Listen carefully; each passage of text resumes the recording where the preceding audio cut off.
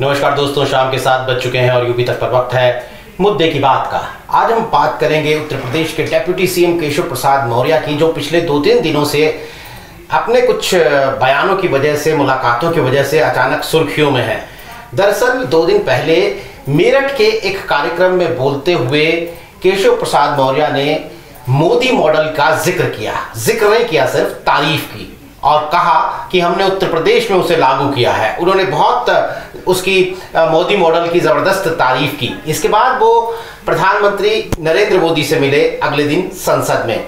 ये इन चीजों में कैसे तार जुड़ते हैं और ये क्यों बातें इतनी महत्वपूर्ण हो जाती हैं, हम इस पर आगे बात करेंगे। लेकिन पहले जरा सुनिए कि मोदी मॉडल को लेकर क्या कहा था केशव प्रसाद मौर्य ने, और उसके बाद प्रधानमंत्री मोदी से मुलाकात के बाद उन्होंने क्या कहा। गुजरात से मोदी मॉडल जो चला, आज वही गुजरात का मोदी मॉडल उत्तर प्रदेश में हम लोगों ने लागू किया, तो आज हम विकास के नए कीर्तिमान की ओर आगे बढ़ रहे हैं।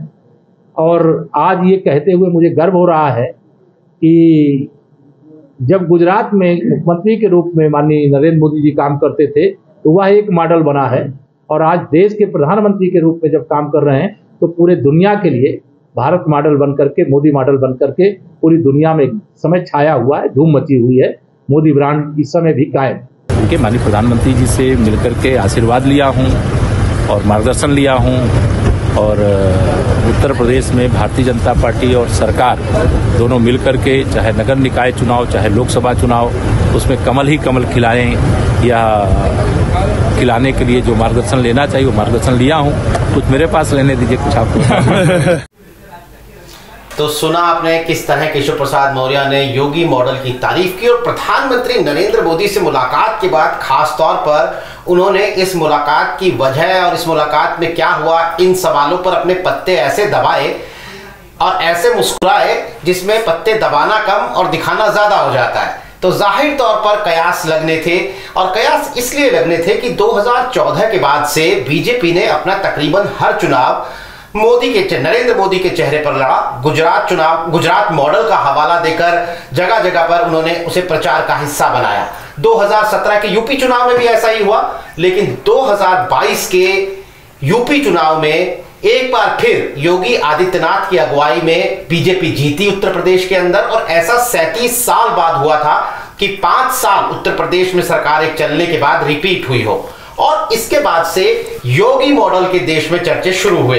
खासतौर पर कर्नाटक के मुख्यमंत्री बसवराज बोम्मई ने योगी मॉडल अपनाने की बात कहकर एक बार इसे बहुत ही नेशनल लेवल की सुर्खी बना दिया था कि योगी मॉडल जो है अब वो बीजेपी शासित तमाम प्रदेशों में बहुत ज्यादा लोकप्रिय हो रहा है। ऐसी सूरत में 2024 के लोकसभा चुनावों से लगभग 1 साल पहले केशव प्रसाद मौर्य का एक बार फिर मोदी मॉडल को इतने प्रमुखता से प्रचारित करना, इतने प्रमुखता से अंडरलाइन करना, और फिर उनकी प्रधानमंत्री योगी से मुलाकात, इसलिए इन मुलाकातों का और इन बयानों का क्या कोई अर्थ निकलता है, ये समझने के लिए मेरे साथ मौजूद हैं हमारे 2 मेहमान। विजय उपाध्याय जी लखनऊ से हमारे साथ जुड़े हैं, दैनिक भास्कर अखबार के ब्यूरो चीफ है, वरिष्ठ पत्रकार है, राजनीतिक विश्लेषक है, और साथ ही नावेद शिको साहब वरिष्ठ पत्रकार हैं, राजनीतिक विश्लेषक है। तमाम अखबारों में, वेबसाइट्स पर हम नावेद शिको साहब की राजनीतिक टिप्पणियां पढ़ते रहते हैं उनके आर्टिकल्स की शक्ल में। सबसे पहले विजय उपाध्याय जी के पास चलता हूं। विजय जी, केशव प्रसाद मौर्य और योगी आदित्यनाथ के रिश्तों की बात हम इसके बाद करेंगे, लेकिन पहले सीधा सा सवाल है आपसे कि इस तरीके से मोदी मॉडल का जिक्र किया, प्रचार किया, फिर प्रधानमंत्री नरेंद्र मोदी से मुलाकात हुई, क्या कोई राजनीतिक मायने निकलते हैं इसके, और हाँ तो क्या? नहीं, देखिए, बीजेपी में एक सिस्टम है काम करने का, और उस सिस्टम के शीर्ष पर प्रधानमंत्री नरेंद्र मोदी हैं और ठीक उसके नीचे अमित शाह जी हैं, और हम कह सकते हैं कि पैरेलल ही जेपी नड्डा साहब हैं।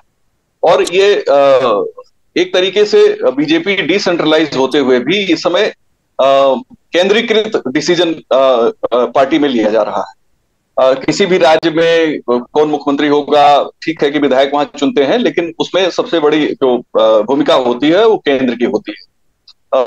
इतनी सेंट्रलाइज बीजेपी मोदी के पहले नहीं थी, क्योंकि पहले राज्यों के जो छत्र थे बहुत मजबूत हुआ करते थे, चाहे भैरव सिंह शेखावत हो उत्तर प्रदेश में कल्याण सिंह हो, मध्य प्रदेश में उमा भारती और कुशाभाई ठाकरे और तमाम बड़े बड़े नेता महाराष्ट्र में और दूसरी जगहों पे हुआ करते थे।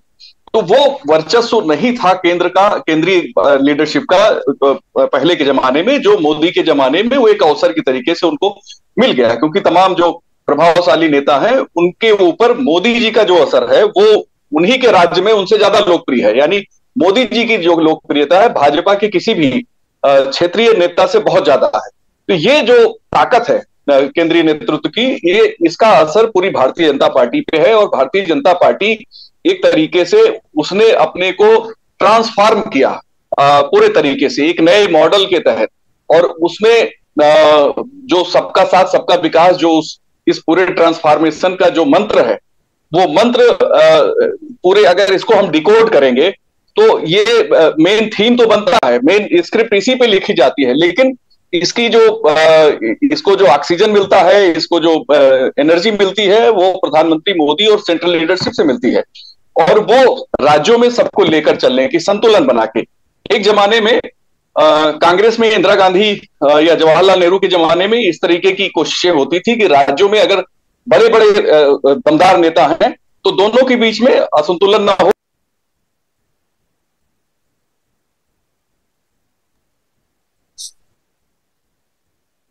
अगर आपको याद हो कि उत्तर प्रदेश में जब कांग्रेस बहुत मजबूत हुआ करती थी, तो अगर बीपी सिंह मुख्यमंत्री बनते थे तो बलराम सिंह यादव पश्चिम में बहुत ताकतवर थे, एनडी तिवारी बहुत ताकतवर थे, वीर बहादुर सिंह बहुत ताकतवर थे, और इन सबके बीच में एक संतुलन बनाने का काम सेंट्रल लीडरशिप करता था। उसी मॉडल को आप नए परिप्रेक्ष्य में, यानी 21वीं सदी के इस दौर में जब हम लगभग 25 साल पूरे कर रहे हैं और एक ज्यादा हाई पोटेंसी में हम इस चीज को देख पा रहे हैं। देखिए, यूपी में जो कुछ भी राजनीति है उससे, चूंकि प्रधानमंत्री यहाँ के सांसद भी हैं, एक एक छोटी छोटी चीज से केंद्रीय नेतृत्व अवगत है, चाहे वो ब्यूरोक्रेसी से जुड़ा हो, चाहे मंत्रिमंडल से जुड़ा हो, और चाहे बैलेंस ऑफ पावर से जुड़ा हो। तो जो भी आप देखिए एक सिलसिला चलता है। अचानक उत्तर प्रदेश के मंत्री अपने केंद्रीय नेतृत्व से मिलना शुरू करते हैं। पहले पाठक मिलाए, फिर मौर्य जी मिलाए, या पहले मौर्य जी मिलाए, फिर पाठक जी मिलाए, उसके बाद नंदी जी मिलाए, फिर कोई और मंत्री चला गया, और मुख्यमंत्री जी तो करीब करीब उनकी अपनी एक फ्रिक्वेंट विजिट एक सुनिश्चित अंतराल के बाद होती रहती है। आपको याद हो केशव प्रसाद मौर्य से मिलने के, प्रधानमंत्री से मिलने के 10 दिन करीब पहले खुद मुख्यमंत्री योगी जी भी मिले थे। तो एक ये सिस्टम इन्होंने बना रखा है कि आप अपनी बात हमें बताइए और हम प्रदेश के बारे में सही डिसीजन क्या है, हो सकता है वो निर्णय लिया जाता है। अब चूंकि लोकसभा, पहले नगर निगम के चुनाव है और फिर लोकसभा के चुनाव है। नगर निगम के चुनाव में शायद कुछ इनपुट उनको देना हो, क्योंकि अगर आपको कोई बात कहनी है अपने नेतृत्व से, तो आप नड्डा साहब को या तो कहेंगे केशव मौर्य, या अमित शाह जी को करेंगे, या सीधे प्रधानमंत्री को कहेंगे। तो जहां जिसको ज्यादा बेहतर लगता है, और मुझे लगता है कि सबसे बेहतर स्थान उत्तर प्रदेश के बड़े नेताओं के लिए प्रधानमंत्री जी हैं, जहां वो जाके अपनी बात पहुंचाते हैं।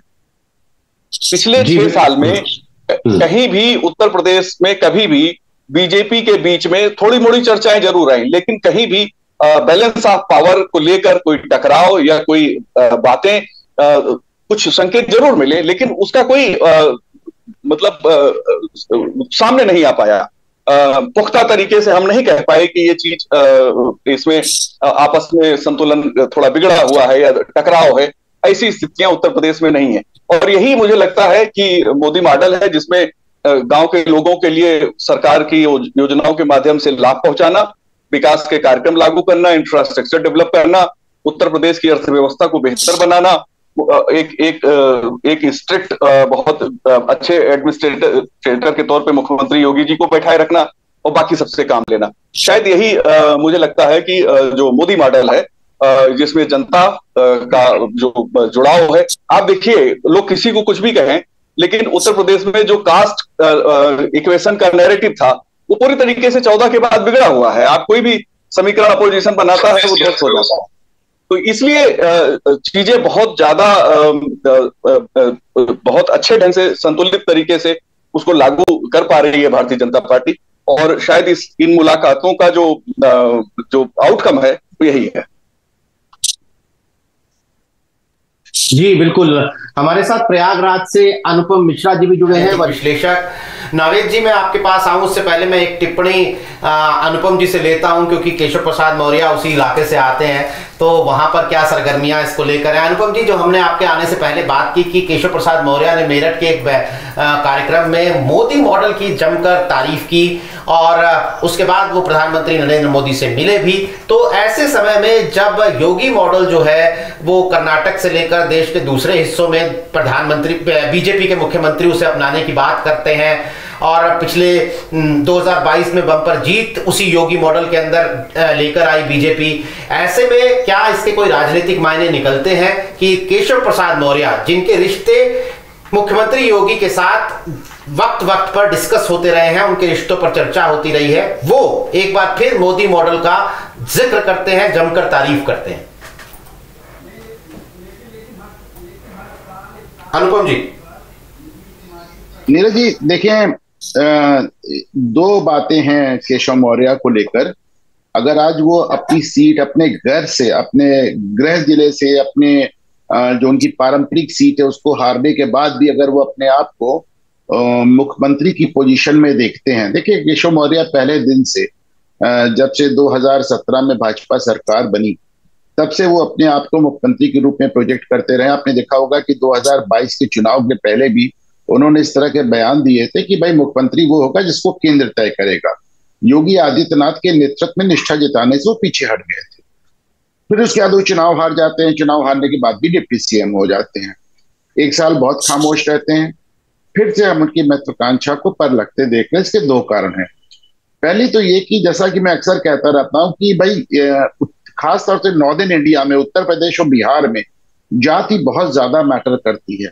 हर जातियों की अपनी अपनी पार्टियां उन्होंने सिलेक्ट कर रखी है। आपने देखा है दलितों का जो नैसर्गिक जुड़ाव है बसपा की तरफ है, मुसलमानों का उस किसी भी पार्टी के साथ है जो भाजपा को रोक सके, और ज्यादातर सपा के साथ नजर आते हैं। तथाकथित सवर्ण जातियां हमेशा आपको भाजपा के साथ नजर आ रही हैं। मुसलमान अक्सर आपको सपा के साथ नजर आते हैं, मेरा मतलब था। सवर्ण जातियां आपको भाजपा के साथ नजर आ रही हैं। ऐसे में सिर्फ एक यादव आपको सपा के साथ नजर आते हैं।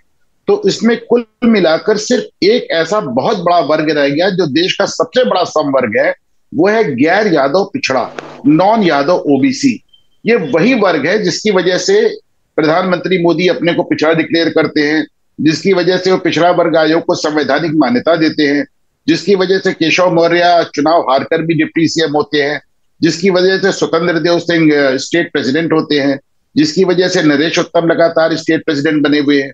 तो ये एक बहुत बड़ा वर्ग है जिसको लुभाने के लिए सपा, बसपा, भाजपा तीनों ही पार्टियां पूरी तरह प्रयासरत है। अब ऐसे में उस वर्ग से आते हैं केशव मौर्य, गैर यादव ओबीसी। एक तो उनका ये कारण है, वो जानते हैं कि वो देश के सबसे बड़े वर्ग का प्रतिनिधित्व भारतीय जनता पार्टी की सरकार में कर रहे हैं। दूसरी बात हमने देखा है कि भाजपा ने उनको लगातार पिछले एक साल से, बल्कि उसके चुनाव के पहले से, अखिलेश यादव को इंगेज करने के लिए बार बार केशव मौर्य को ही आगे किया जाता है, और बार बार केशव मौर्य ही उनको इंगेज करते हैं और अखिलेश यादव उनके जाल में फंसते उनसे बहस करने लगते हैं। तो इन दो कारणों से केशव मौर्य को अपने महत्व का अंदाजा हो रहा है और वो फिर से एक इस तरह का प्रोजेक्शन कर रहे हैं। और अगर आप वरिष्ठ नौकरशाहों से बात करें तो आपको ये कहते हुए मिलते हैं कि 2024 के चुनाव के बाद केशव मौर्य मुख्यमंत्री हो जाएंगे। पर मेरी राय में केशव मौर्य की महत्वाकांक्षा और इस तरह का गॉसिप दोनों ही गलत है। नीरज जी। जी नावेद साहब, आपसे भी मैं एक बार शुरुआती टिप्पणी इसी पर लेना चाहूंगा, लेकिन क्या लेकिन जिस तरीके से इन बयानों या फिर कहें कि वोटर के बीच में एक सत्ता के, ताकत के बंटवारे को लेकर एक कंफ्यूजन पैदा नहीं होता है कि भाई ये तो यहाँ पर जो है वो शीर्ष नेतृत्व में किसी तरह का कोई टिफ है, किसी तरह की कोई तकरार है, तो क्या इससे वोटर के प्रभावित होने का कोई डर नहीं है क्या बीजेपी को?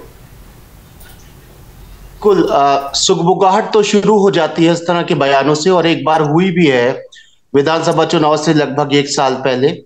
और जब महत्वपूर्ण समय होता है तभी इस तरह की बातें, एक बयान जो है इस तरह का एक बवंडर पैदा करने की कोशिश करता है।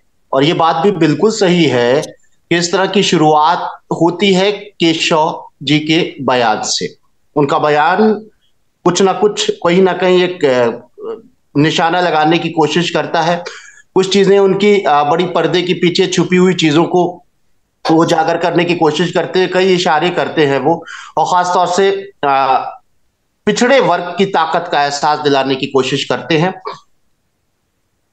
केशव जी हारे चुनाव, फिर अपनी कुर्सी पे बरकरार रहे, लेकिन 1 साल तक वो शांत रहे और बिल्कुल राइट टाइम रहे, पूरे अनुशासन में रहे। वो उनके अंदर जो तेवर हुआ करते थे विधानसभा चुनाव से पहले, समय समय पर इस तरह के कुछ बयान दे देते थे कि सोशल मीडिया और नुक्कड़ चौराहों पर तरह तरह की भाजपा के अनुशासन के ऊपर सवाल उठने लगता था। लेकिन वो सारी चीजें फेल होती रही। उसका कारण यह है कि भारतीय जनता पार्टी का जो आधार है वो संघ है, और संघ का आधार अनुशासन है। इसलिए अगर इस तरह की कोई भी चीज शुरू भी होती है तो उसको संभाल लिया जाता है। डैमेज कंट्रोल बहुत ही सदैव तरीके से होता है, और ऐसा हुआ भी है। विरोधियों को मौका दे दिया जाता है इस तरह के बयानों से, और इस तरह की चर्चा शुरू की जाती है कि भाजपा भले ही बहुत ताकतवर है, भाजपा की सरकार भले ही ताकतवर है, लेकिन ये जो एक पावर पॉइंट है, जो ये ताकत है, ये कहीं ना कहीं इसमें ताकत के बंटवारे को लेकर कुछ तकरार का सिलसिला शुरू हो सकता है या शुरू हो चुका है। इस तरह की चर्चाएं जन्म देती हैं केशव जी के इस तरह के बयान को लेकर। साल भर, मैं फिर यही कह रहा हूं कि साल भर तो वो बिल्कुल राइट टाइम रहे और बिल्कुल बैलेंस, और उनके बयान और उनकी तकरीरें इस तरह की नहीं थी। लेकिन अब जब लग रहा है कि अब लोकसभा का टाइम आ रहा है, ये वर्ष बहुत महत्वपूर्ण है, तो इस तरह की चीजें उनकी निकल के सामने आई हैं जिस पर हम लोग चर्चा कर रहे हैं। उसकी एक वजह और भी है। केशव प्रसाद मौर्य और अखिलेश यादव का कहीं ना कहीं एक संबंध है। संबंध कहाँ है कि जब अखिलेश यादव, जाहिर सी बात है कि एक अकेले ही बसपा का जिक्र नहीं किया जा सकता क्योंकि बसपा इतना एक्टिव नहीं है, लेकिन जातिवाद का आरोप जिन पे लगता है वो सपा और बसपा है। उत्तर प्रदेश के 2 बड़े दल हैं। इस वक्त समाजवादी पार्टी एक बड़ा विपक्षी दल है, उनके पास जनाधार है, उनके नेता भी सक्रिय रहते हैं। अखिलेश यादव भी एक बड़े नेता के तौर पर बयान देते रहते हैं, सक्रिय रहते हैं। जब वो जाति का एक शगुफा छेड़ते हैं, जब वो जाति की राजनीति और अगड़े और पिछड़ों की बात करने लगते हैं, तब केशव प्रसाद मौर्य को एक अलग सी ताकत मिलती है। उनको लगता है कि उनकी सरकार में, उनकी पार्टी में उनको अहमियत मिलना चाहिए, और अहमियत मिलती भी है, क्योंकि उस तीर का ढाल वही बनेंगे। उस तीर, जो एक जाति का तीर चलाएंगे अगर अखिलेश यादव या समाजवादी पार्टी या जातिवाद का कोई भी माहौल पैदा करेगा, तो संभालने के लिए वही एक नेता है जो पिछड़े वर्ग के हैं और प्रभावशाली हैं, और भाजपा के पुराने और उत्तर प्रदेश की राजनीति को समझने वाले एक नेता है। तो वो एक कहीं ना कहीं उनके अंदर एक ओवर कॉन्फिडेंस, एक अति आत्मविश्वास नजर आता है, और उनके सामने शायद फिर वही सपने आने लगते होंगे। शायद अनुमान लगाया जा सकता है कि काश हम मुख्यमंत्री होते, क्योंकि हम मुख्यमंत्री होते तो ये मौका ही नहीं मिलता उन विपक्षी दलों का जो यहां अगड़े और पिछड़े की राजनीति करके भाजपा को कमजोर करने की कोशिश करते हैं। ये तो बात हो गई इन मौर्य जी के बयान की। मुख्य बात यह है कि नरेंद्र मोदी जी की ताकत की, उनकी लोकप्रियता की, और योगी जी की लोकप्रियता की।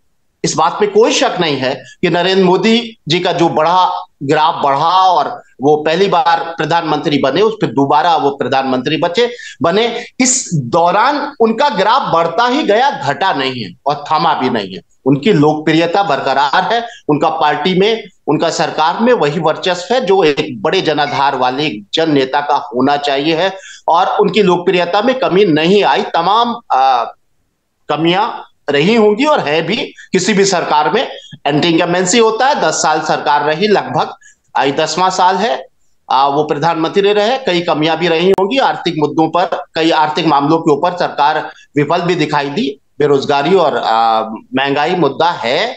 उसके बाद भी नरेंद्र मोदी जी को लेकर देश की जनता में एक बड़ा विश्वास और एक बड़ा प्यार है, जिसमें कोई कमी नहीं आई है, ये अभी नजर आता है। इसके साथ ही उत्तर प्रदेश जो देश की राजनीति का एक बड़ी दिशा तय करता है, उस उत्तर प्रदेश के मुख्यमंत्री योगी जी हैं, जो दूसरी बार मुख्यमंत्री बने। बाकायदा उनके नाम पर, उनके चेहरे पर चुनाव हुआ और उन्होंने एक रिकॉर्ड बनाया, करीब 35-40 साल का उत्तर प्रदेश का रिकॉर्ड तोड़ते हुए दोबारा वो बड़े प्रचंड बहुमत से वो जीते और मुख्यमंत्री बने। और इस बात में भी कोई शक नहीं है कि योगी जी का ग्राफ लगातार लोकप्रियता में बढ़ता जा रहा है जी। उत्तर प्रदेश में एक वो लोकप्रिय मुख्यमंत्री और नेता होने के साथ में देश में अलग अलग राज्यों में भी योगी मॉडल का जिक्र होता है।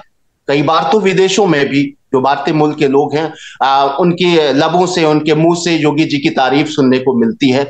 योगी जी की एक लोकप्रियता भाजपा में बहुत आगे बढ़ी है और इस लोकप्रियता बढ़ने के बाद ये जिक्र होने लगा कि क्या आने वाले समय में प्रधानमंत्री के ये दावेदार होंगे या वो मोदी जी के बराबर उनका कद हो गया। इस तरह की बातें होना एक बड़ी स्वाभाविक बात है, क्योंकि उत्तर प्रदेश के आसमान से ऊपर योगी जी का कद बढ़ा है, ये मानना पड़ेगा और ये तमाम लोग कहते हैं। तो जब इस तरह की बात निकलेगी तो जाहिर सी बात है कि ये बात होगी कि अगर वो 20 हैं, उनकी लोकप्रियता प्रधानमंत्री जी की, मोदी जी की 20 है, तो वो कम से कम 19 तो हैं ही। और ये बात तो कही जा सकती है कि सेकंड पोजीशन में अगर कहा जाए तो मोदी जी का नाम, मोदी जी के बाद में योगी जी का नाम लिया जा सकता है। जनाधार के हिसाब से अगर देखा जाए, एक जनाधार के नेता के तौर पर, एक कुशल प्रशासक के तौर पर, एक गुड गवर्नेंस की बात जो भारतीय जनता पार्टी खुद कहती है कि उत्तर प्रदेश में सबसे अच्छी सरकार योगी जी ने नंबर 1 सरकार दी है, तो ये कोई और नहीं कह रहा,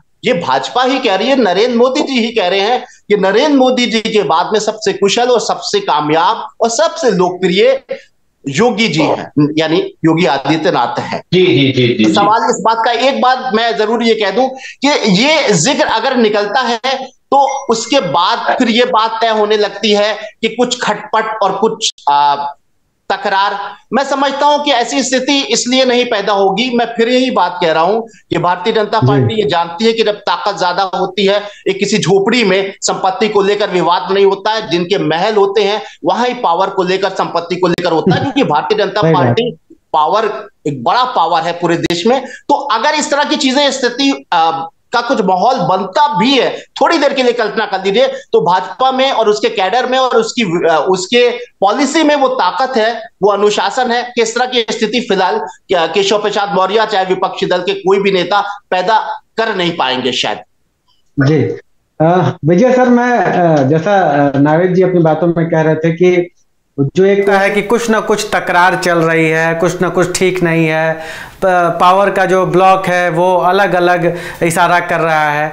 तो मैं इसी सवाल के साथ आपके पास आता हूं कि अक्सर हम लोग सुनते हैं अखिलेश यादव को ये कहते हुए या समाजवादी पार्टी को ये कहते हुए कि 100 विधायक लेकर इधर आइए और मुख्यमंत्री बन जाइए। ये ज़्यादातर अखिलेश यादव ये बात केशव मौर्य के लिए कहते हैं। और मैं आपको भी सुन रहा था, आप जो कह रहे थे कि डिप्टी सीएम के साथ साथ सीएम भी जाते हैं दिल्ली दरबार में, पीएम मोदी से मिलते हैं, अमित शाह जी से मिलते हैं, लेकिन केशव प्रसाद मौर्य की विजिट कुछ ज़्यादा फ्रिक्वेंट नहीं दिखती है आपको। और जो वो ये लगातार इशारा कर रहे हैं 2017 के बाद से, भले वो सिराथू से अपनी सीट को नहीं बचा पाए, लेकिन उसके बावजूद वो डिप्टी सीएम बनाए गए और उनको अहम मंत्रालय मिला, और वो लगातार जब इस बात का इशारा करते हैं कि मोदी मॉडल, गुजरात मॉडल, वो अभी मेरठ में थे तो इस बात की तरफ कह रहे थे। तो क्या आपको लगता है कि ये एक कोशिश सेंटर की भी हो सकती है क्या, कि पावर बैलेंस बनाए रखने की? क्योंकि अल्टीमेटली 2024 का चुनाव जब पीएम मोदी लड़ने के लिए उतरेंगे तो जो केशव प्रसाद मौर्य की जो भूमिका होगी वो एक ओबीसी नेता के तौर पर बीजेपी में है, और जब पीएम आएंगे तो उनसे बड़ा ओबीसी का चेहरा कोई बीजेपी के पास दूसरा नहीं होगा। तो मुझे नहीं लगता है कि पीएम मोदी के लिए किसी ओबीसी के चेहरे की जरूरत है। तो क्या ये जानबूझकर सेंटर उत्तर प्रदेश में, जिसे हम कह लें कि योगी जी को बैलेंस करने के लिए इस तरह की चीजें करता है? इस पर आपकी क्या राय है? नहीं, जिस पर आप बात कर रहे हैं उस तरीके की चर्चाएं कई बार हुई और समाजवादी पार्टी के ट्विटर हैंडल से लगातार ये हमला किया जाता रहता है। एक्चुअली जो जी कह रहे थे कि अखिलेश को इंगेज रखते हैं केशव मौर्य, मैं उसे दूसरे तरीके से कहता हूं कि अखिलेश को लगता है कि पिछड़े वर्ग के नेता के तौर पे कल्याण सिंह के बाद अगर कोई व्यक्ति उत्तर प्रदेश भारतीय जनता पार्टी में इतना मजबूत हुआ तो जाहिर है समाजवादी पार्टी की जो मूलभूत पॉलिसी है वो कमजोर हो जाएगी। यानी कि जो पिछड़े वर्ग की राजनीति वो स्वयं करते हैं, उसके पैरेलल अगर कोई खड़ा हो गया तो उन्हें बहुत दिक्कत होगी। और ये इसी दिक्कत को देखते हुए वो लगातार केशव जी पे हमले करते हैं। ये बात सही है, केशव जी चुनाव हारे, लेकिन चुनाव हारने से किसी नेता का कद एकदम से खत्म नहीं हो जाता। डेमोक्रेसी में आप देखिए, एक और महत्वपूर्ण बात यह है कि बीजेपी अपने जो इंपॉर्टेंट असेट हैं उनको कमजोर करती हुई नहीं नजर आ रही है। 2014 के बाद से तो कम से कम यही देखा जा रहा है। पुष्कर सिंह धामी चुनाव हारे लेकिन उनको मुख्यमंत्री बनाया गया। ये तो उत्तर प्रदेश की डिप्टी सीएम से बड़ी कहानी है। बीजेपी अपने जितने भी उनके सक्षम और लोकप्रिय नेता हैं, भले वो चुनाव हार जाएं, इसके बावजूद उनको महत्व देती है। और चूंकि उत्तराखंड में ये ज्यादा बड़ा केस है, उत्तर प्रदेश से बड़ा केस है, तो हमें ये अगर तुलनात्मक देखेंगे तो उस हिसाब से केशव मौर्य को कोई बहुत ज्यादा अहमियत नहीं दी गई। लेकिन उत्तर प्रदेश में बीजेपी के पास ओबीसी चेहरे के तौर पे और सर्वमान्य स्वीकार है, यानी कि सभी वर्गों में, जैसे सिर्फ मौर्य समाज में नहीं, बाकी समाज में भी स्वीकार्यता होनी चाहिए। हालांकि बीजेपी ने अपने बुके में ज्यादातर फूल लगा रखे हैं। करीब करीब सभी प्रमुख जातियां जो ओबीसी की हैं, जिनकी आबादी अच्छी खासी है, उन्होंने अपना दल से भी तालमेल कर रखा है। चूंकि 8% कुर्मी वोटर उत्तर प्रदेश में है और कुर्मी वोटरों को जोड़ने के लिए बीजेपी के पास बड़े नेता नहीं है, या थोड़े कुछ कुर्मी कुछ जिलों के पर्टिकुलर एक पार्टी से जुड़े हुए हैं, तो उसके साथ उनका बीजेपी का तालमेल भी है। तो ओबीसी की जो पॉलिटिक्स है वो बहुत इंपॉर्टेंट है। और केशव मौर्य जी को भी पता है कि बीजेपी की जो ताकत है वो प्रधानमंत्री नरेंद्र मोदी के आने के बाद जो ओबीसी बीजेपी से जुड़ा है उससे ताकत मिली है। स्वयं फूलपुर से वो चुनाव लोकसभा का जीते 14 में, तो उसका भी कारण प्रधानमंत्री नरेंद्र मोदी ही थे। अन्यथा फूलपुर की सीट बहुत टफ है, वहां का मतदाता अलग तरीके से सोचता है। बीजेपी का जनाधार वहां बहुत कम था। उत्तर प्रदेश के पूरे सिनेरियो को आप देखें 14 के बाद से, और समाजवादी पार्टी तमाम कोशिश करने के बाद, गठबंधन करने के बाद, समीकरण बनाने के बाद भी कामयाब नहीं हो पा रही है।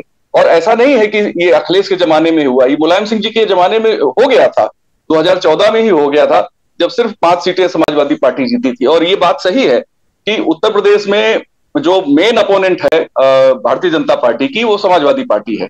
और अब कोई जैसे बसपा की जो अहमियत है वो बहुत कम हो गई है। 13% वोट बीएसपी के पास है। मुझे लगता है कि आने वाले दिनों में शायद ये वोट परसेंटेज और घट जाएगा, क्योंकि अब लोगों को एहसास हो गया है कि बीएसपी कमजोर होती हुई पार्टी है और कोई इनके पास नया मॉडल नहीं है, या नया प्रयोग करने के लिए नहीं है जिससे लोगों को जोड़ सकें। कांग्रेस की हालत भी वैसी ही है। तो जब 2 पार्टियां ऐसी जिनका जनाधार था वो बहुत कमजोर हो गई, यानी उनका जनाधार कम हो गया, सिकुड़ गया, तो वो जो लोग वहां से निकल के गए, वो उसमें काफी बड़ी संख्या में लोग समाजवादी पार्टी के साथ गए, चूंकि वो विपक्ष के साथ जुड़े हुए थे। कुछ परसेंटेज भाजपा के साथ भी गए। और उत्तर प्रदेश में आप देखें तो जाटव समाज से बीजेपी के 19 एमएलए हैं। एमपी में भी जो मेंबर ऑफ पार्लियामेंट है उसमें भी जाटव समाज हो, कोरी समाज हो, पासी समाज हो, यादव वर्ग से आप देखिए विधान परिषद में 4 मुस्लिम एमएलसी हो गए बीजेपी के, 2 समाजवादी पार्टी के पास हैं। तो ये जो बीजेपी अपना जिस तरीके से प्रभाव बढ़ा रही है और जो रणनीति अपना रही है, शायद ये नेताओं के फीडबैक से ही संभव है। अगर लीडरशिप अपने क्षेत्रीय नेताओं की बात या प्रदेश के नेताओं की बात नहीं सुनेगा तो सही डिसीजन कैसे लेगा? मुझे लगता है कि एक अच्छा नेता वही है जो ज्यादा से ज्यादा सुने और बोले कम, डिसीजन ठीक ले। तो मोदी जी वही करते हुए नजर आते हैं। चूंकि अंतिम निर्णय उत्तर प्रदेश में अगर कोई मसला ऐसा है कि जिसे केंद्रीय नेतृत्व के नॉलेज में डालना है, तो बीजेपी के नेता लाइन से पहुंचते हैं और नॉलेज में डालते हैं। इसमें कोई बहुत अनोखी बात नहीं है, ये एक रूटीन प्रक्रिया के तौर पे मैं इसे देखता हूं। और जब भी प्रदेश और केंद्र में एक ही पार्टी की सरकार होती है तो इस तरह का सिलसिला चलता ही चलता है। लेकिन संकेत कहीं ऐसे नहीं है कि बैलेंस ऑफ पावर बिगड़ा हुआ हो या कहीं नेताओं के बीच में टकराव हो। हाँ, हम लोग एक मीडिया कर्मी के नाते हम लोग हमेशा शक की निगाह से चीजों को देखते हैं और हमें कई बार ऐसे संकेत भी मिलते हैं कि हाँ, यहाँ पे गड़बड़ है। मैं एक आपको उदाहरण बताता हूं। विधानसभा चुनाव के पहले अमित शाह जी ने रैली में कह दिया कि हम चुनाव लड़ रहे हैं और योगी जी के नेतृत्व में चुनाव लड़ रहे हैं, मुख्यमंत्री उन्हीं के नेतृत्व में चुनाव लड़ रहे हैं। लेकिन जब केशव जी से पूछा गया तो उन्होंने कहा नहीं, हम उनसे यही सवाल था कि योगी जी के चुनाव किसके चेहरे पे चुनाव लड़ा जाए, उन्होंने कहा कमल के फूल के। तो क्या कमल का फूल चेहरा नहीं है? चेहरा तो इंपॉर्टेंट वही है, क्योंकि वोट तो उसी पे मिलने हैं।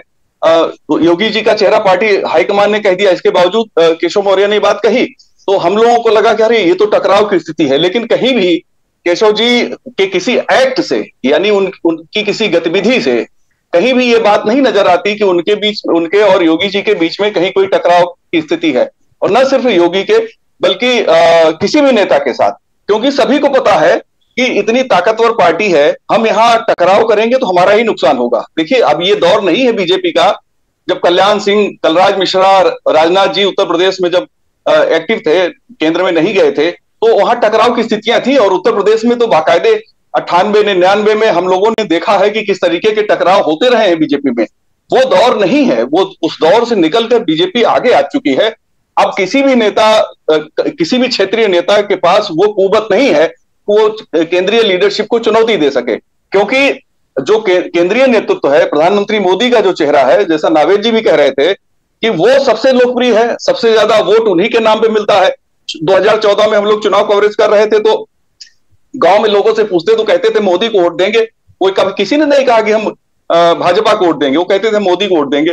तो ये जो मोदी जी की लोकप्रियता है, इस लोकप्रियता के चलते कोई रिस्क नहीं लेगा, कोई भी अपना कैरियर दांव पे नहीं लगाएगा। और उत्तर प्रदेश की जो सियासत है ये बहुत संवेदनशील है, क्योंकि बहुत बड़ा प्रदेश है, 80 लोकसभा सीटें हैं, दिल्ली का रास्ता यूपी से जाता है, प्रधानमंत्री स्वयं यहाँ से मेंबर ऑफ पार्लियामेंट है। तो यहाँ की चीजें बिल्कुल अलग है। और फीडबैक का तरीका क्या पार्टी के नेता अपनाते हैं वो एक अलग विषय है। मैं थोड़ा सा उदारता से इसका बात कर रहा हूं। क्रिटिसाइज भी किया जा सकता है, लेकिन क्रिटिसाइज करने के लिए कोई फैक्ट नहीं।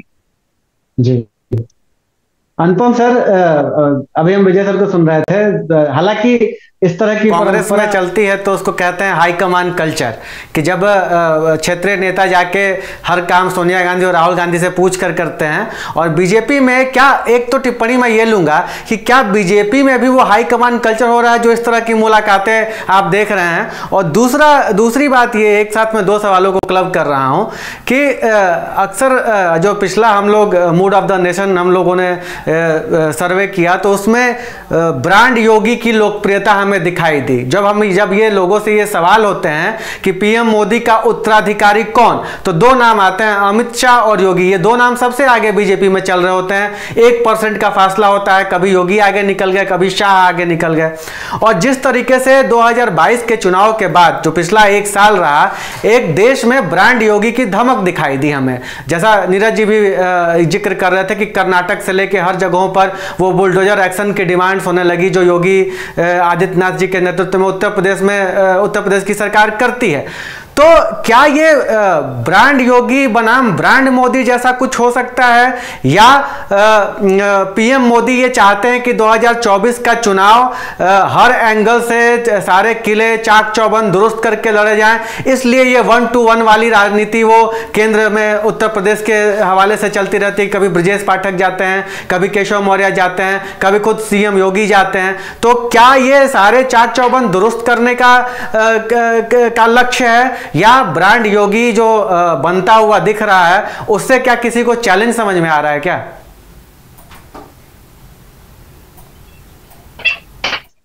अमित जी, देखें, सारे सवालों को सिलसिलेवार देखा जाए, मैं समझता हूं कि केशव मौर्य के भी जो हालिया आपको एक एक्टिविटी नजर आ रही, उसका कारण एक बिहार में सम्राट चौधरी का भी आना है। सम्राट चौधरी भी इसी वर्ग से आते हैं, और जिस तरह उनको बिहार में भाजपा ने खड़ा किया है, उसने कहीं ना कहीं केशव मौर्य को एक नई, जिसे कहते हैं, नई ऑक्सीजन मिलने वाली बात है। लेकिन आप देखें, इस समय जैसे कहते हैं ना कि स्पेशलाइजेशन का दौर आ गया है। आप सिर्फ ओबीसी वर्ग का नेता कौन रह गया? अखिलेश यादव यादवों के नेता हो गए, जयंत चौधरी जाटों के नेता हो गए। आपने देखा कुर्मियों के नेता बनाने के लिए स्वतंत्र देव सिंह और नरेश उत्तम के लिए कितना प्रयास किया भाजपा और सपा ने, पर नहीं बना पाए। भाजपा और सपा दोनों कोई अपना दल के अलग अलग टुकड़ों की मदद लेनी पड़ी। एक कमेरावादी के साथ चले गए और एक सोनेलाल के साथ चले गए। आप राजभर देखिए, अपनी लीडरशिप अनिल राजभर के रूप में भारतीय जनता पार्टी जमाने से प्रमोट करने की कोशिश कर रही है कि साहब राजभर के नेता हमारे मंत्री जी हो जाए। पर हकीकत यह कि राजभरों के नेता आज भी आपको ओम प्रकाश राजभर ही नजर आते हैं। तो आपके पास पाल केवट किसकी लीडरशिप है? ये बड़ा स्पेशलाइजेशन का दौर हो गया, सबके टुकड़े टुकड़े के नेता हो गए। तो जैसा कि मैं कह रहा था कि आज की तारीख में गैर यादव ओबीसी सबसे बड़ा गुट है जिसके ऊपर सबकी नजर है। लेकिन इस सबसे बड़े गुट का एक कोई सर्वमान्य नेता कम से कम राज्यों में तो नजर नहीं आता है। तो ऐसे में अमीश भाई आज भी जो चुनाव हो रहे हैं कुल मिलाकर नरेंद्र मोदी के नाम पर हो रहे हैं। जैसा अभी विजय भाई कह रहे थे कि आप गांवों में जाइए, क्या किसको वोट दे रहे हो? भाजपा को दे रहे हैं, नरेंद्र मोदी को दे रहे हैं। विधानसभा चुनाव में आपको लोग ऐसा कहते मिल जाते हैं। तो आज की तारीख में मैं जहां तक मुझे लगता है कि नरेंद्र मोदी के नेतृत्व को तो कोई चुनौती है ही नहीं। अब एक बात आती है कि देखिए भारतीय जनता पार्टी कांग्रेस की तरह नहीं, वो अपना इन्वेस्टमेंट वेस्ट नहीं करती, वो अपने इन्वेस्टमेंट पे सूद लेती है। कांग्रेस को आप देखें, उन्होंने आप हेमंत बिस्वा शर्मा को देखें, अमरिंदर सिंह को देखें, बड़े बड़े नेता बनाए और उनको गंवा दिया।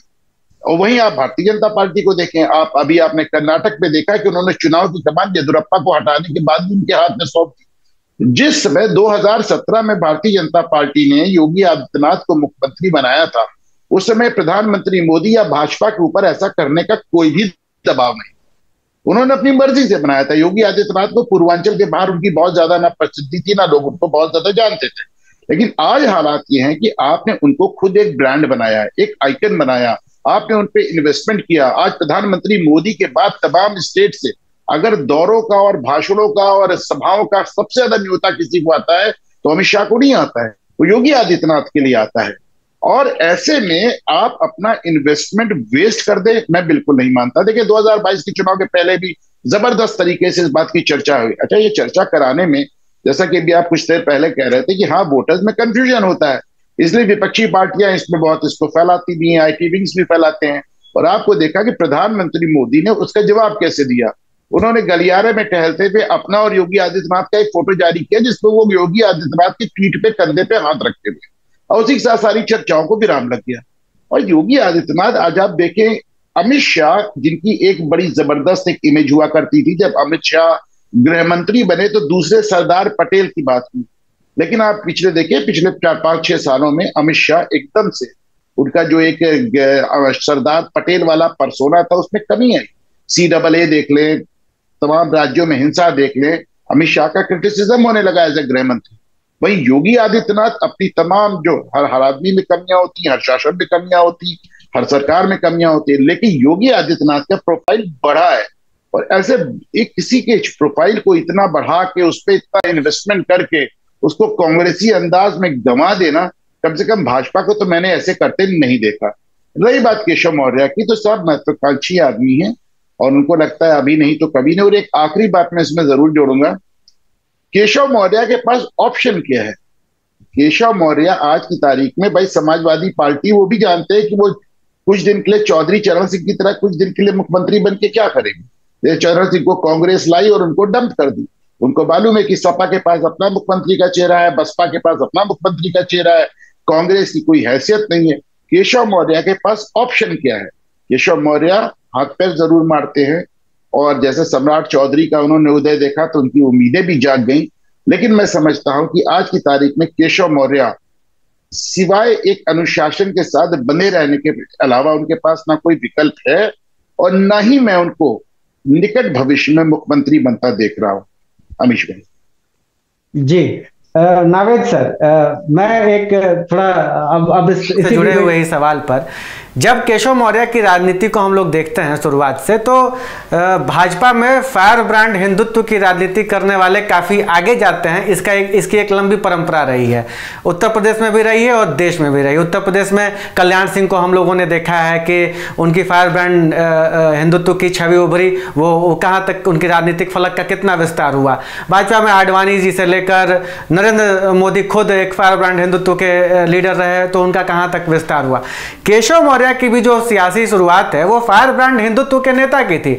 वो आज एक भले मौर्य जाति के नेता के तौर पर पेश कर दिए जा रहे हों और ओबीसी नेता के तौर पर पेश किए जा रहे हों, लेकिन उनकी शुरुआत तो हिंदुत्व की राजनीति की रही है। तो इनकी और योगी जी की कहानी 2017 से शुरू होती है।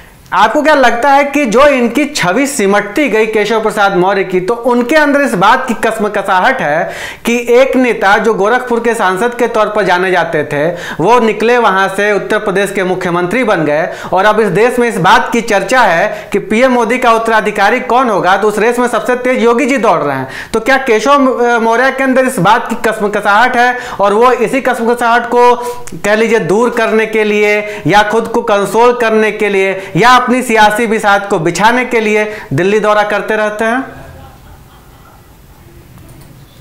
देखिए, योगी जी की जो सबसे बड़ी ताकत है वो हिंदुत्व की है, एक हिंदुत्व के रक्षक के तौर पर। और केशव जी का एक जाति विशेष थे, पिछड़ी जातियों के एक नेता के तौर। आपकी आवाज नहीं आ रही है नावेद सिंह को। सर लगता है आपका फ्रेम फ्रीज हो गया है। नावेद सर, आप हमें सुन पा रहे हैं?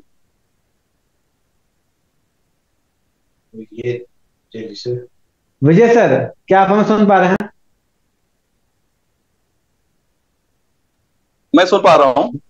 हाँ विजय सर, तो लगता है नावेद जी के कनेक्शन में कुछ दिक्कत आ गई। उनसे हम फिर दोबारा जुड़ेंगे तो ये सवाल लेंगे। ये सवाल मैं आपसे लेता हूँ। आप तो लंबे समय से उत्तर प्रदेश में जरूर है, लेकिन उनके जी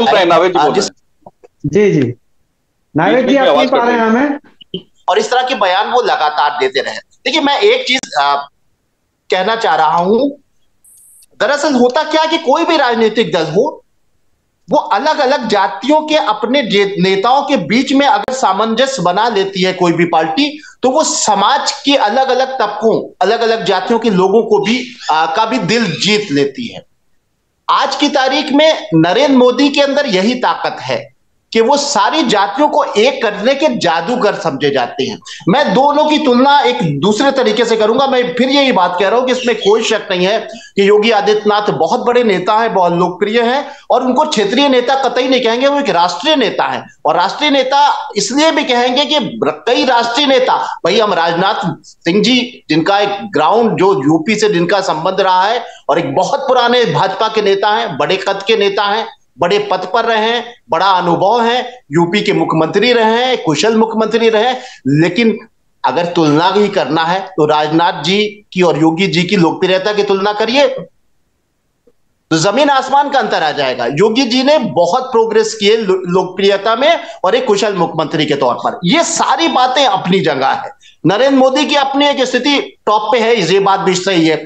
लेकिन हमने एक आम इंसान के नजरिए से मैंने सोचा कि उत्तर प्रदेश में तमाम तारीफें होने के बाद भी योगी जी की कुछ नकारात्मक पुट्स नजर आते हैं। और मैं हिंदू समाज की, सनातनियों के बीच की बातों को दोहरा रहा हूं कि तमाम तारीफें योगी जी की होती हैं, लेकिन कभी कभी ये बात आ जाती है, अरे क्षत्रियवाद चल रहा है, ठाकुरवाद चल रहा है। भाई, ये बात पूरे देश के, कोई भी हमें हिंदू कहता हुआ नहीं सुनाई दिया कि फला जाति के हैं नरेंद्र मोदी। नरेंद्र मोदी जी को लेकर सब एक साथ जुड़ जाते हैं, और वहां जाति की बातें नहीं होती है। सिर्फ बात होती है भारत की, सिर्फ बात होती है हिंदुत्व की, सिर्फ बात होती है जातियों को और समाज को जोड़ने की। ये दोनों में एक तुलनात्मक अगर अध्ययन करिए तो दोनों में एक चीज ये आती है कि सामंजस्य बनाने में जिस तरीके से नरेंद्र मोदी ने अलग अलग अपनी पार्टी के नेताओं के बीच सामंजस्य बनाने की कोशिश में कामयाबी हासिल लगभग की है, उसी तरीके से उन्होंने भारत की जनता को, खासतौर से सनातनियों को, एक गुलदस्ते में सजाने की और बिखराव से रोकने की कोशिश की है। लेकिन योगी जी के बारे में तमाम तारीफें होती हैं, और उन्होंने सरकार अच्छी दी, बुलडोजर चलाया, सख्त सरकार दी, और लॉ एंड ऑर्डर बेहतर हुआ, और ये सारी बातें हुई। लेकिन मैं फिर यही कह रहा हूं कि कहीं ना कहीं से एक बात निकल के आ जाती है, अरे जाति का कहां चल रहा है मामला। ये बात पूरे देश में कहीं किसी भी रिएक्शन में आप देख लीजिए कि मोदी जी के बारे में कहा जाए, अरे वो पिछड़े हैं ना, तो पिछड़ों ही का करते हैं सब, बातें तो बड़ी आंकड़ों की यूं ही कर, ऐसी बात कभी नहीं सुनी 9 साल में। एक भी वो आदमी जो हमारे जैसे जमीनी आदमी है, जो लोगों से मिलते हैं जुलते हैं, पत्रकार की हैसियत से भी, एक आम इंसान की हैसियत से, हर समाज में हर जाति में, तो ये बात कभी नहीं सुनी 9 साल में। लेकिन तमाम तारीफों के साथ में कहीं ना कहीं तो योगी जी का एक बहुत तमाम खूबियों के साथ में एक कहीं ना कहीं एक अपर कास्ट से नाम जुड़ा हुआ है। तो ये देखिए, पहली चीज तो ये कि इस मुद्दे को तो आगे नहीं बढ़ाया जा सकता है, क्योंकि नरेंद्र मोदी जी प्रधानमंत्री हैं और उन्हीं का चेहरा भी सामने होगा और उनकी लोकप्रियता भी है, भाजपा में भी सबसे बड़े, देश के भी सबसे बाकायदा आंकड़े बताते हैं नेता, तो चेहरा तो उन्हीं का आएगा। लेकिन योगी जी का मॉडल पूरे राष्ट्रीय स्तर पर सिर्फ इस्तेमाल हो, ऐसा नहीं हो सकता। हाँ, योगी जी का गुड गवर्नेंस, वो खुद नरेंद्र मोदी जी कहते हैं, मेन चीज जाति की है। देखिए, ये चर्चाएं जो हो रही है, मुझे याद है वो अटल जी की सरकार हुआ करती थी, और अटल जी की सरकार जब हुआ करती थी वो भी स्वर्णकाल ही था भारतीय जनता पार्टी का। उतना बड़ा जनाधार नहीं था, वो बात अलग है, स्थायित्व नहीं था, वो बात अलग है। लेकिन अटल जी एक बड़ी हस्ती, एक बड़ा भाजपा के सुपरस्टार रहे हैं। वो जब प्रधानमंत्री थे या कल्याण सिंह जी मुख्यमंत्री थे, उन दोनों के बीच जो तकरारें होती थी, जब थोड़ी सी भी तकरार होती है तो चर्चाएं होने लगती हैं, और जब चर्चाएं होने लगती हैं तो चर्चा को रोका नहीं जा सकता, और चर्चा में वो चर्चाएं भी हो जाती है जिसका कोई सिर पैर भी नहीं है। कहा यह भी जाता था कि साहब अटल जी और कल्याण सिंह में इसलिए भी नहीं बन रही है क्योंकि अगड़ा पिछड़ा का जंग शुरू हो गई है।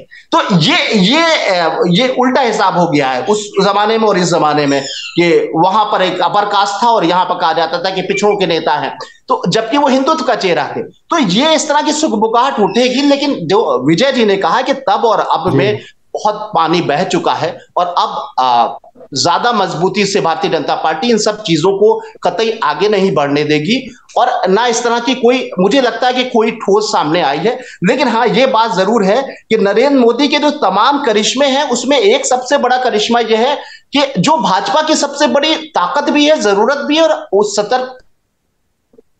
जी नावेद सर, आपका फ्रेम फिर फ्रीज कर गया है।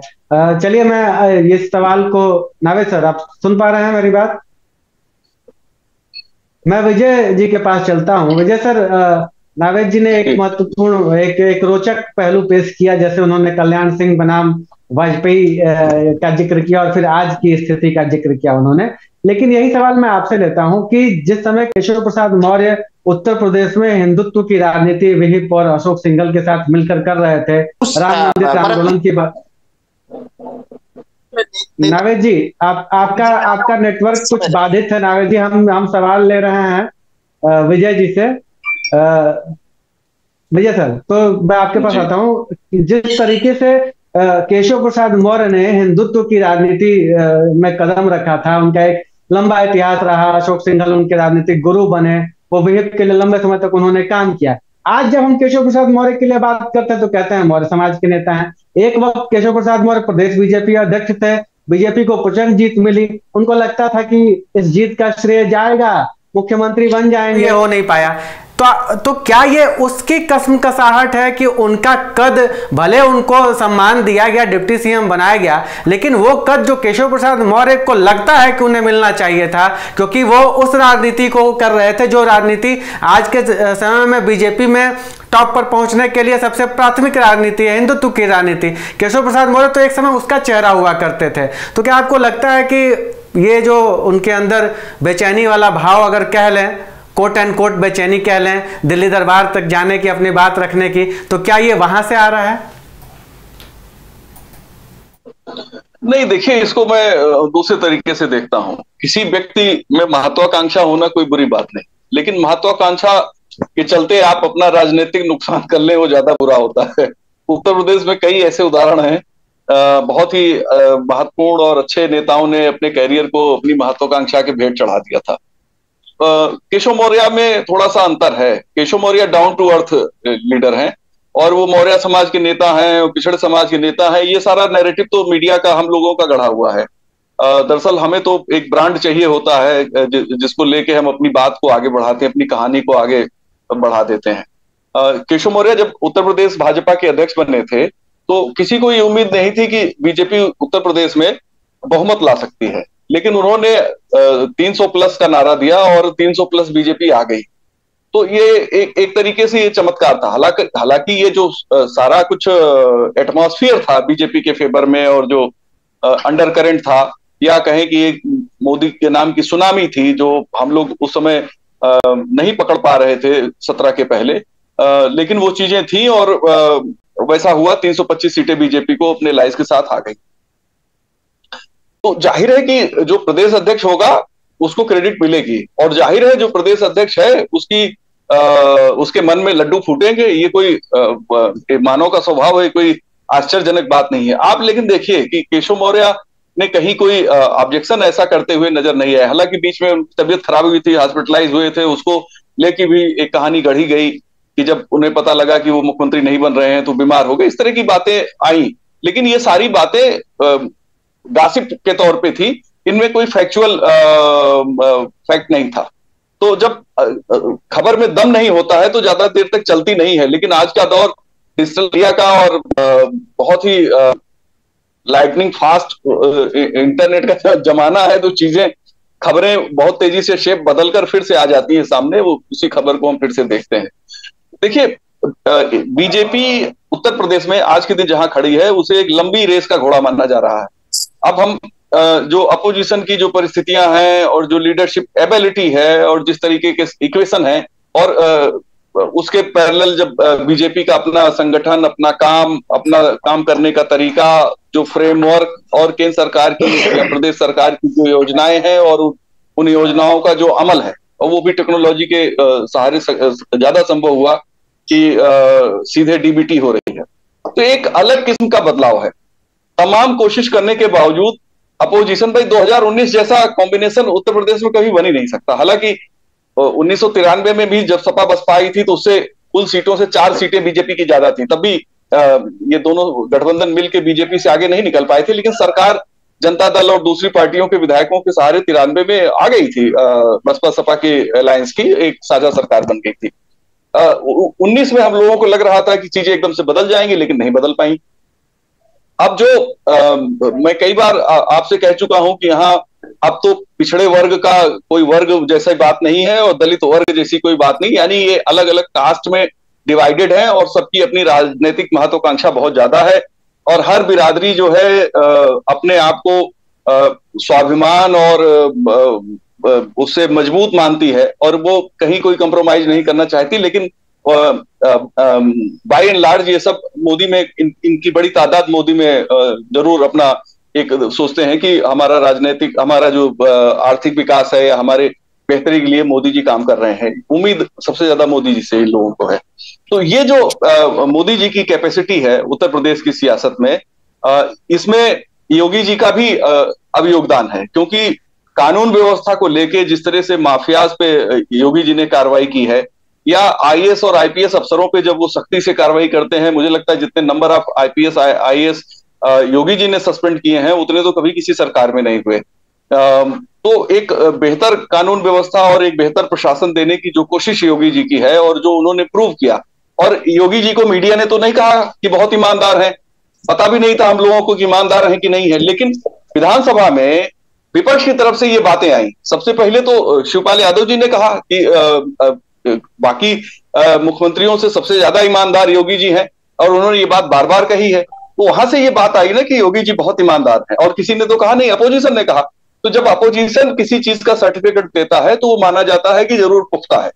और जो योगी जी का तेवर है, जो भाषण करने का तरीका है, जो जिस तरीके से वो सभी में संतुलन बनाने की कोशिश करते हैं, टीम वर्क की बात करते हैं। अभी जब उनके सरकार के 6 साल हुए तो उन्होंने खुद को क्रेडिट नहीं दिया, उन्होंने टीम की बात की। कई बार उन्होंने, कम से कम 2 या 3 बार उन्होंने टीम की बात की कि ये टीम से संभव हुआ। तो ये जो चीजें हैं ये बीजेपी को बाकी पार्टियों से अलग बनाती हैं।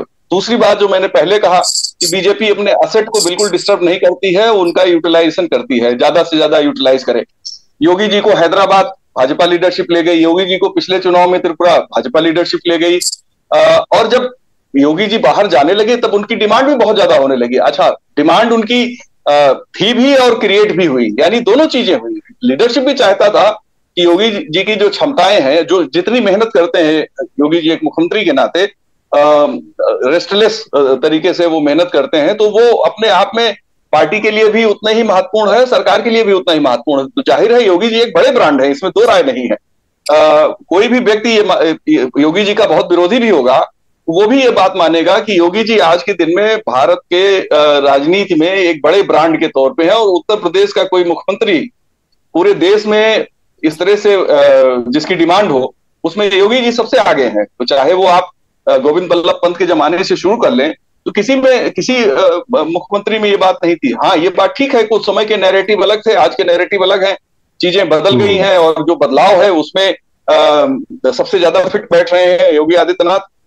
वजह क्या है कि ये कहते हैं और करते हुए नजर आते हैं। इन्होंने कहा कि कमर तोड़ेंगे, मिट्टी में मिला देंगे, तो मिट्टी मिलाने का सिलसिला जारी है। पब्लिक चाहती है कि मिट्टी मिले, क्योंकि ये तो जो गॉडफादर एक सबसे लोकप्रिय किताब है माफियाओं पे, उसका जो मुख्य कैरेक्टर है, उससे बड़े बड़े कैरेक्टर हमारे उत्तर प्रदेश में है।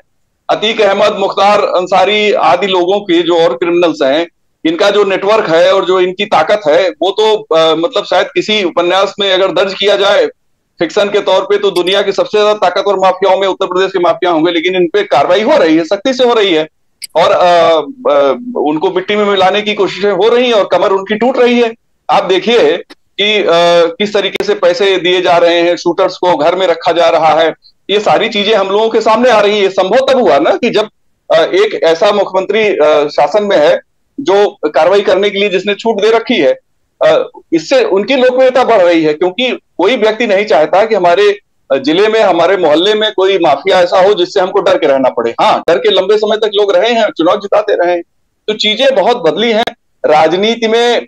अब मेरा ऐसा मानना है, मैं पहले भी आपके प्लेटफॉर्म पे ये बात कह चुका हूं कि भाजपा की राजनीति एंड्रॉइड फोन के तरीके से, जो अब हर हफ्ते हर महीने अपना सॉफ्टवेयर अपडेट कर लेती है, और भाजपा के इसकी स्ट्रेंथ है अपने सॉफ्टवेयर को अपडेट करने की, ये ताकत ही इसे प्रासंगिक बनाए रखे हुए है। आज मोदी एरा के 10 साल के करीब 9 साल के दरमियान भी हम लोग वही बात कर रहे हैं जो शायद 5 साल पहले करते थे, और हम उन्हीं चीजों को देख रहे हैं जो शायद 5 साल पहले थी। यानी कि योगी की जो स्ट्रेंथ है, केशव मौर्य की जो स्ट्रेंथ है, या उत्तर प्रदेश के दूसरे बीजेपी के जो नेता जिनको ताकतवर बनाया गया, आप बीएल वर्मा जैसे लोगों को केंद्र में मंत्री बना दिया गया।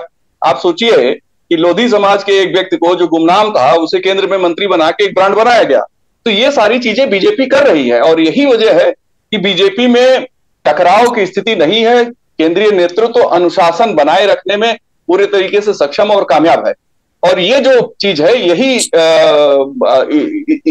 इसी के कारण मैं ये कहता हूं कि अभी तक कोई पुख्ता सबूत आपस में टकराव के या महत्वाकांक्षा को पाने के लिए कोई पेशबंदी कर रहा हो, इसके नहीं मिल रहे हैं। जी बिल्कुल। तो केशव मौर्य के मोदी मॉडल पर दिए गए बयान भले ही एक बार फिर ये चर्चा छिड़ी हो कि क्या उत्तर प्रदेश की सियासत में टकराव के कोई निशान मिल रहे हैं, या फिर 2024 में योगी आदित्यनाथ के बजाय केशव मौर्य को कुछ तरजीह ज़्यादा दी जाएगी। ये तो हमारे जो मेहमान हैं, हमारे जो गेस्ट पैनलिस्ट हैं, उनका ये मानना है कि ऐसी कोई स्थिति नहीं बन रही है, नहीं बनती है, टकराव की कोई स्थिति नहीं है। अनुशासन कायम रखने के लिए ये केंद्र का अपना एक मैकेनिज्म है, उसी के तहत वो अलग अलग मौकों पर अलग अलग लोगों से प्रधानमंत्री नरेंद्र मोदी मिलते हैं। यानी नरेंद्र मोदी की लोकप्रियता पर 2024 में कोई शक नहीं है, वो तो सबसे पहले नंबर पर ही है। लेकिन केशव मौर्य और योगी की कोई टकराहट आड़े नहीं आने वाली है, और योगी मॉडल का भी सबसे बेहतर इस्तेमाल बीजेपी उत्तर प्रदेश में जाहिर तौर पर करेगी, और देश के दूसरे हिस्सों में भी। आज कार्यक्रम में शिरकत करने के लिए विजय उपाध्याय जी, अनुपम जी, आपका बहुत बहुत शुक्रिया। नावेश शिको भी हमारे साथ थे, उनका भी बहुत बहुत शुक्रिया। अमीश का भी बहुत बहुत शुक्रिया। तमाम दर्शकों का आभार। आज के लिए नमस्कार। नमस्कार।